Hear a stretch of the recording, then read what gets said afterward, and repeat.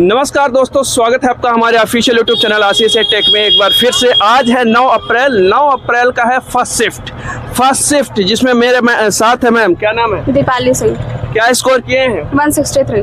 Category general 163 एक अच्छा score है। अभी भी होप ना खोइए, लगभग 90 to 95% पेपर कैंडिडेट के खत्म हो चुके हैं। मतलब 90 to 95% कैंडिडेट जो है तो पेपर दे चुके हैं। अब लगभग 5 से 10% बचे हैं और जो हमें जानकारी मिली है वो 14 तारीख तक पेपर होने वाला है। तो सभी लोग अपने बताइए कि आप लोगों को भी अभी एनालिसिस की जरूरत है कि नहीं जरूरत है, इस प्रकार से हम आगे बढ़ाएंगे। तो जी मैम, पेपर के एनालिसिस क्या कहता है आपका? एनालिसिस ये है कि पेपर इजी आ रहा है, जो थोड़ा बहुत मेहनत कर ले अच्छे से। मैंने तो बिना तैयारी के किया है क्योंकि मैं वर्ग 2 की तैयारी कर रही हूँ, इसलिए अच्छा। मैंने बिना पढ़े एग्जाम दिया है और मेरा जो भी है पर्सनल प्रीवियस नॉलेज की बेस पे मैंने दिया है एग्जाम और मैंने स्कोर किया है।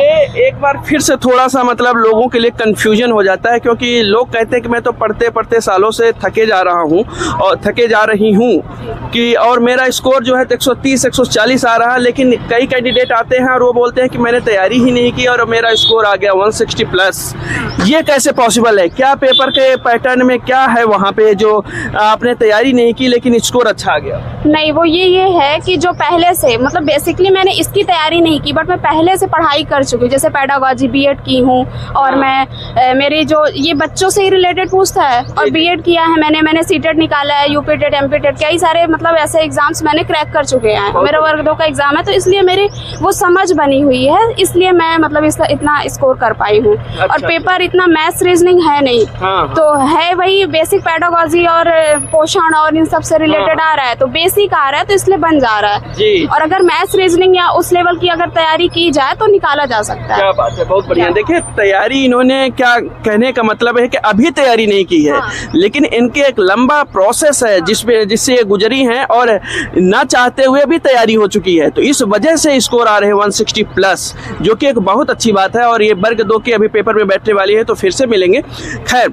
चलते हम लोग यदि थोड़ा सा आते हैं सिलेबस पे बात करें। पहला टॉपिक है पोषण एवं स्वास्थ्य, जिसमें बहुत सारे पोषक तत्व है, कार्बोहाइड्रेट, प्रोटीन, वसा, विटामिन, टीकाकरण, कुपोषण, ये सारी चीजें हैं। तो इनसे कैसे क्वेश्चन पूछे जा रहे हैं? इनसे बेसिक क्वेश्चन पूछे जा रहे हैं। जैसे कार्बोहाइड्रेट से क्या मिलता है, वसा से क्या, पाचन कहाँ होता है, पेट में होता है, ऑब्जर्वेशन, ऐसे क्वेश्चन आ रहे हैं। यहीं पे मैं एक क्वेश्चन ये पूछ दूं कि जो नॉर्मल पेपर कंपटीशन के होते हैं और जो महिला सुपरवाइजर का पेपर हो रहा है, इसके पूछने के क्वेश्चन के पैटर्न में क्या अंतर आपको समझ में आता है? जो नॉर्मल पेपर होते हैं वो स्टैटिक जीके होता है जी, और ये मैंने बोला ना समझ आधारित है, बच्चों से रिलेटेड है, पोषण से रिलेटेड है, ऐसी चीज वो थोड़ा सा डिफरेंट है उससे नॉर्मल एग्जाम से, और इसमें थोड़ा सा अंतर है। इसलिए जो कॉमन सेंस यूज कर रहे हैं उनको बेनिफिट भी मिल रहा है। जी जी, जो यूज कर ले, जो सटीक आंसर तक पहुंच जाए।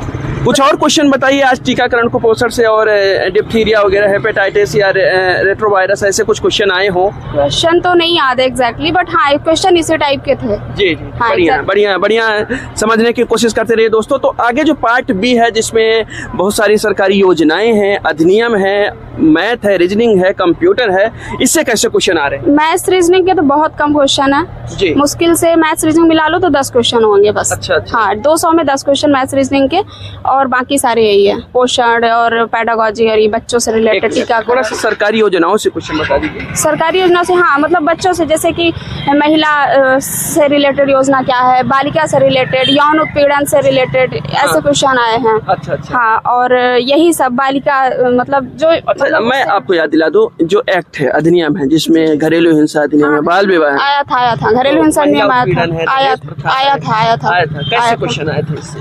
ऐसे याद कर पाए जैसे कि? हाँ, जैसे कि ये क्वेश्चन था कि यौन उत्पीड़न, ऑप्शन दिया था इनमें से कौन सा यौन उत्पीड़न है। अच्छा, मतलब से संबंधित है ऐसा, और अधिनियम के नाम दे दिया। समझने की कोशिश करिए दोस्तों। पेपर देने के बाद आप लोगों ने बहुत सारी एनालिसिस सुनी है, तो पेपर देने के बाद जो है तो इतने क्वेश्चन एकदम पॉइंट टू पॉइंट नहीं याद रहते हैं, फिर भी मैम बताने की कोशिश कर रही हैं। ठीक है। और कुछ क्वेश्चन याद है अधिनियम और योजनाओं से? पंचवर्षीय योजना से आया था। पहली पंचवर्षीय योजना में कितने प्रतिशत राशि आवंटित की गई थी? 31%, 50%। अभी बीच में बंद हो गया था इससे क्वेश्चन आना, लेकिन फिर से शुरू हो गया है। तो तो मतलब ये पैटर्न है। 11वीं पंचवर्षीय योजना में क्या था, उसका उद्देश्य क्या था? अच्छा, समावेशित विकास। बिल्कुल बिल्कुल बिल्कुल, बहुत बढ़िया याद है आपको। तो चलिए आगे चलते हैं। कंप्यूटर से कैसे क्वेश्चन पूछे जा रहे हैं, कितने क्वेश्चन पूछे? एक आध दो ही कंप्यूटर से था। अच्छा, हाँ ठीक है। और थर्ड पोर्शन जो जनरल मैनेजमेंट है, वो जिसमें लीडरशिप है, कम्युनिकेशन स्किल है, इससे कैसे क्वेश्चन पूछे? मैंने बोला ना, वही समझ आधारित, जो समझ ले जो या मुझे या तो एक तो मैं पढ़ी नहीं हूँ, मैं आपको एग्जैक्टली बताऊँ, मैंने कभी नहीं मतलब पढ़ाई नहीं, बस पढ़े नहीं है, लेकिन आप पढ़े हैं, हाँ वही, बट मैं मैनेजमेंट पे मतलब है वही क्वेश्चन याद। मैं याद दिला दूं, ऐसे क्वेश्चन पूछे जा रहे हैं जो कि बताए हैं लोगों ने कि जैसे कि आप एक महिला सुपरवाइजर हैं और कैसे मतलब नेतृत्व करते हैं बच्चों का लेकर के, या आंगनबाड़ी कार्यकर्ताओं का कैसे लीडरशिप, ये सारी चीजें काफी क्वेश्चन थे। अच्छा, ऐसे फोर्थ पोर्शन जो है कि जानते हैं कि शिशु एवं बाल स्वास्थ्य पेडागोगी जिसको आप कह रही हैं, उससे कैसे क्वेश्चन पूछेंगे, उससे आपको बताना चाहिए। शिशु एवं बाल विकास से वही है कि ठीक है, जैसे किशोरावस्था हो गया, बाल्यावस्था हो गया, इसमें बच्चों के प्री नर्सिंग हो गया, मतलब प्री नर्सिंग से था, है ना, प्री नर्सिंग से था। और एक वाइगोस्टिकी से क्वेश्चन आया था। अच्छा, वाइगोस्टिकी का कौन सा वो है? कुछ सिद्धांत से भी क्वेश्चन पूछे जा रहे हैं क्या? सिर्फ यही एक वाइगोस्टिकी का सिद्धांत। अच्छा, ऐसे क्वेश्चन पूछे गए। आने वाले दोस्तों से आप क्या कहना चाहेंगे? बस यही कहना चाहेंगे कि अभी तक जो तैयारी की उसी को रिवाइज करें और मतलब अपनी बेसिक समझ बनाए, वही आ रहा है बस। अच्छा। हाँ, और ये पेडागोजी पे ध्यान दे लें, और मैथ्स रीजनिंग तो नहीं आ रही, वो थोड़ा बहुत जिससे आती होगी तो वो कर लेगा। अच्छा। हाँ, और बाकी पोषण पे ध्यान दें, मैनेजमेंट पे ध्यान दें, और पोषण और इन सब चीज़ों पे करें। Okay ma'am, thank you. देखा दोस्तों आपने कि किस तरीके से मैम ने बताया, इनका 163 स्कोर है, जनरल कैटेगरी से है, अच्छा स्कोर है। और मैं आपको ये बता दूं कि जो जिनका 170 प्लस स्कोर है, अभी वो हड़बड़ाएं नहीं कि हमारा नहीं हो रहा है, अभी इन रूमर्स में ना जाएं।